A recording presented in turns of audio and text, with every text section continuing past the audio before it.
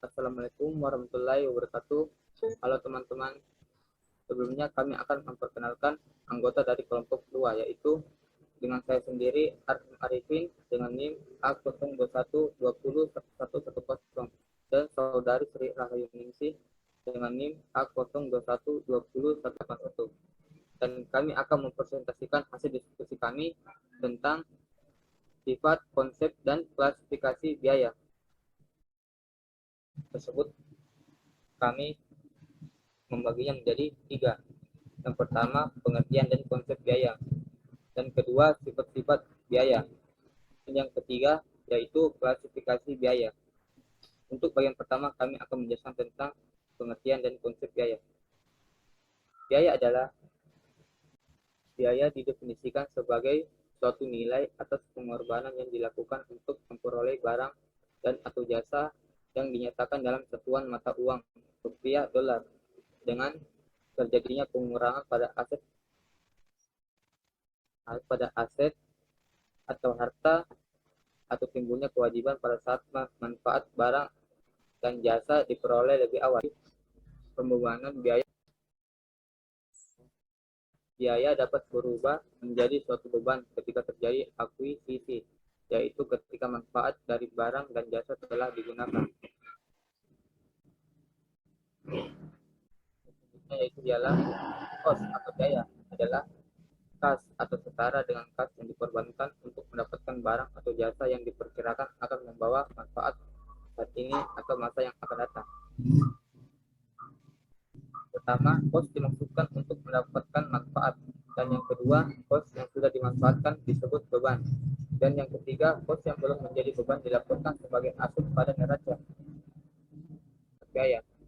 Yang pertama, bersifat tetap, yaitu biaya yang biaya yang secara total tidak berubah jumlahnya meskipun jumlah produksinya berubah. Contohnya ialah seperti gaji pegawai. Dan yang kedua, yaitu bersifat variabel, di mana biaya yang bila dikaitkan dengan volume secara per unit akan selalu tetap meskipun volume produksi berubah-ubah. Akan tetapi secara total biaya tersebut jumlahnya akan berubah sesuai dengan proporsi perubahan aktivitas. Contohnya ialah biaya tenaga kerja langsung. Ketiga ialah bersifat semi variabel, yaitu di mana biaya ini mengalami perubahan tetapi tidak sebanding dengan perubahan tingkat kegiatan. Contohnya yaitu biaya tenaga kerja tidak langsung.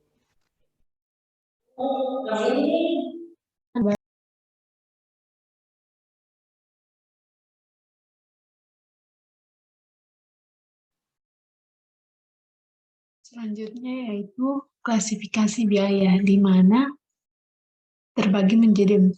Yang pertama ada yang namanya hubungan dengan produk, yang kedua periode pendapatan, yang ketiga hubungan dengan volume produksi, dan yang terakhir area fungsional.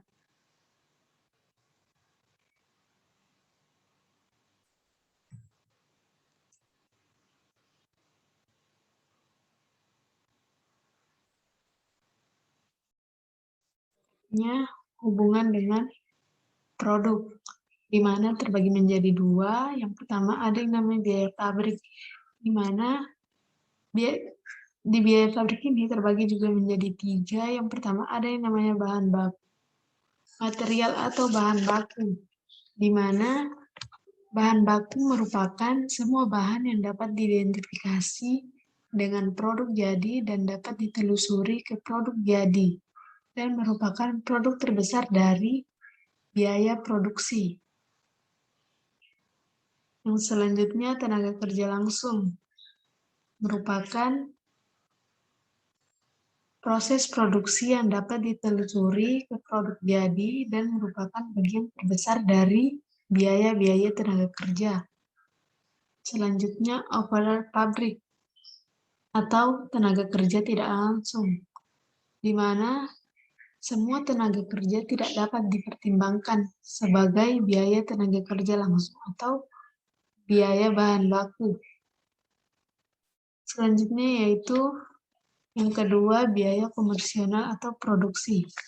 Yang pertama, ada yang namanya biaya utama, di mana biaya yang secara langsung berhubungan dengan produksi. Yang kedua, yaitu biaya konversi, merupakan biaya yang berfokus pada transformasi bahan langsung ke dalam produk jadi.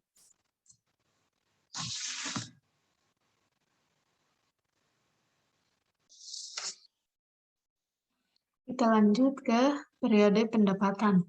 Di sini juga terbagi menjadi dua. Yang pertama ada yang namanya biaya produk. Biaya produk ini merupakan biaya produk saat barang atau jasa diproduksi. Yang kedua ada yang namanya biaya periode. Merupakan biaya yang muncul pada saat periode tertentu.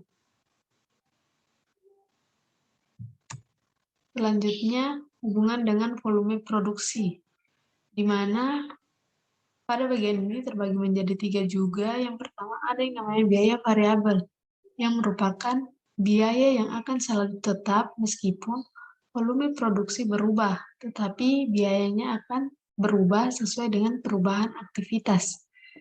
Yang kedua ada namanya biaya tetap, yang merupakan biaya secara total tidak akan berubah jumlahnya meskipun jumlah produksi berubah. Yang terakhir, biaya semi variabel, merupakan biaya yang berubah tapi tidak sebanding dengan perubahan volume kegiatan. Selanjutnya yang terakhir ada yang namanya area fungsional. Di sini juga terbagi menjadi tiga. Yang pertama ada yang namanya biaya produksi, yang merupakan biaya untuk mengolah bahan baku menjadi barang atau jasa. Yang kedua ada yang namanya biaya pemasaran, yang merupakan biaya yang berkaitan dengan biaya promosi barang dan jasa. Yang terakhir ada yang namanya biaya administrasi dan umum, yang merupakan biaya untuk mengkoordinasi kegiatan produksi dan pemasaran. Itulah tadi hasil dari presentasi kami. Lebih dan kurangnya mohon dimaafkan. Wabillahi taufiq wal hidayah. Wassalamualaikum warahmatullahi wabarakatuh.